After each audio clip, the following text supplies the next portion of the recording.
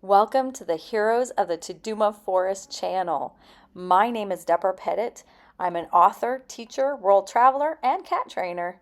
I want to inspire girls to be people of courage and purpose. Hi guys, welcome back. Don't forget, we've got a contest and it is to win the Heroes of the Tuduma Forest swag.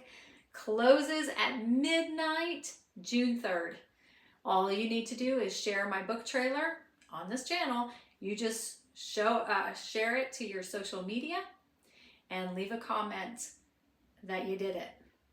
And the swag includes, but is not limited to, a custom pencil case, and inside HTF stickers, jewelry, a ruler, a bookmark, butterfly clips, and more. The contest closes at midnight tomorrow night, so don't delay. Well, I have been working with kids for 24 years, and in my experience, I have found one of the best ways that children learn is through quality, enjoyable literature. My students right now are reading Anne of Green Gables, a book that was written over 100 years ago. Why in the world do I want my kids to read something that old? Well, I believe that, we learn language, life skills, even math, and other important competencies through reading. Next week, I'm going to explain more in depth why I don't use a ton of postmodern books in my instructions. Today, though, I want to focus on the reason I use literature. Anne of Green Gables is fabulous literature. There are positive messages from the very start of the novel. Like, what's the definition of a family? Treat others with kindness and respect. Imagination is something to be held in high regard, and more.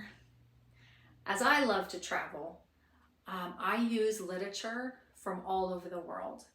I want my students to be exposed to good works of prose from every culture. So why do I use so much literature in my classroom? With literature, it shapes their cognitive abilities. They learn to comprehend stories, make predictions, and understand cause and effect. Reading enhances critical thinking and problem solving. Through literature, kids develop a complex vocabulary. They understand sentence structure and have improved listening and speaking skills. In my own opinion, the most important thing of all is it teaches them to respect and communicate with others who are different. If I read stories from a perspective unlike my own, I can learn to respect and have civil conversations with people because I've seen them as fellow human beings who have feelings just like I do. Maybe they don't believe like I do, but we are humans who share emotions like love, hate, anger, fear. But I can't understand the person's view unless I read quality writing. Because if I read bad prose, I won't be able to connect with the character. And I need superior literature if I'm going to put myself in their shoes. At the beginning of this talk, I said kids learn the most through quality, enjoyable literature. So why do I include the idea of having fun when I'm just talking about reading? Well, good literature is not boring. It takes the reader for a ride into a world where he or she becomes the main character, the hero. The adventures in a book happen to the reader. A child can become a cowboy or a doctor, Bigfoot, a fairy. The child gains knowledge, yes, but through fun, engaging stories. I did some research about why games are important for children, and some interesting stuff came up. Games are vital for younger kids' development.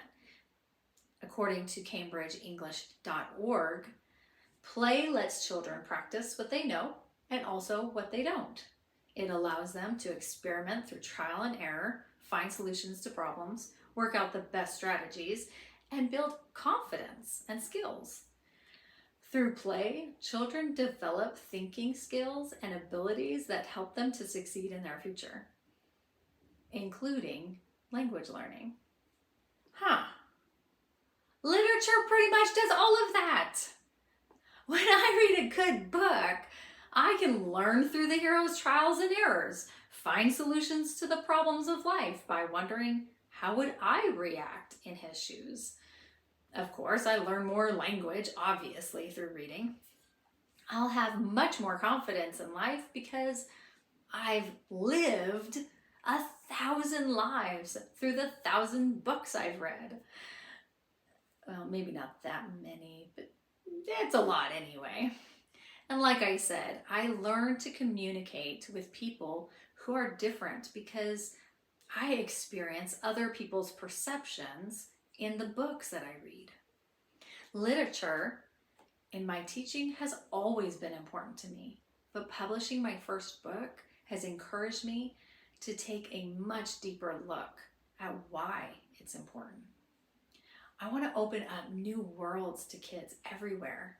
It's my desire to do it through quality literature, whether it's Green Gables, South Africa, China, or even a fairy realm. What is your favorite piece of literature and why? Leave a comment below, and I'll see you next Monday.